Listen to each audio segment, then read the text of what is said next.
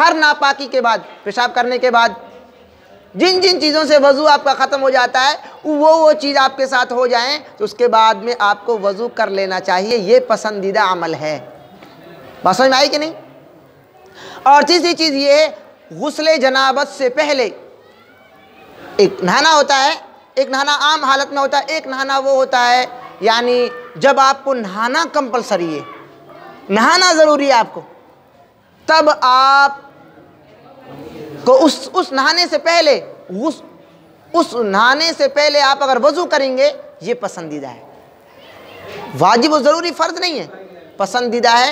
आप सल्लल्लाहु अलैहि वसल्लम ऐसे ही किया करते थे अपने उस नहाने से पहले, जो आपके ऊपर नहाना ज़रूरी है, उस गुस्ल जनाबत से पहले जब आप शुरुआत करते नहाना तो आप बाकायदा वज़ू करते थे पहले। 3 चीज़ हो गई।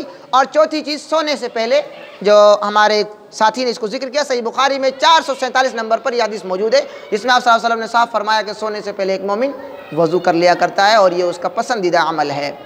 5वीं चीज़ है, हालत जनाबत में खाने या सोने से पहले 2 चीज़ें हैं।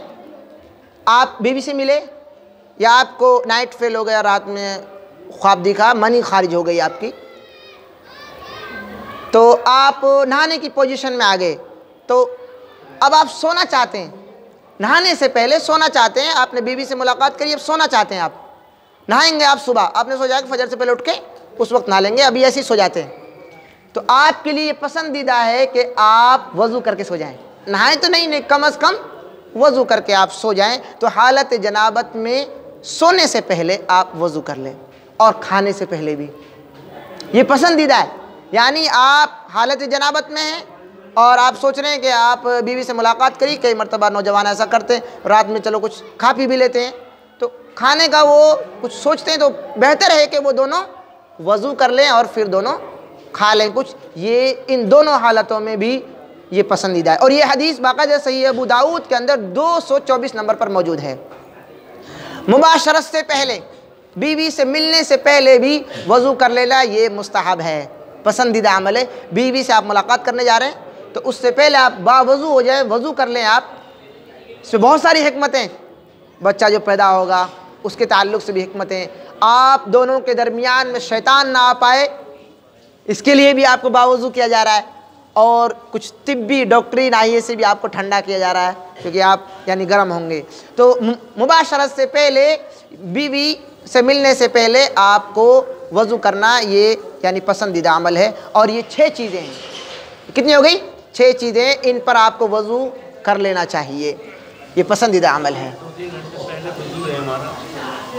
वज़ू पुराना नहीं होता है। हमारे बुजुर्ग कह रहे हैं कि 2-3 घंटा हो गए हमारा वज़ू है, वज़ू पुराना नहीं होता है। जब भी आपका वज़ू है, समझो वज़ू है वो। आप सोचे कि मेरा दोबारा वज़ू करूँगा, मेरा 3 घंटा पुराना है, तो पुराना वज़ू नहीं होता है। वज़ू हमेशा लेटेस्ट होता है, नया होता है। आपका वज़ू है, टूट गया तो ख़त्म, वरना है आपका। कितना है? इतना है जितना अभी किया जिसने, इतना ही उसका है, इतना ही आपका है।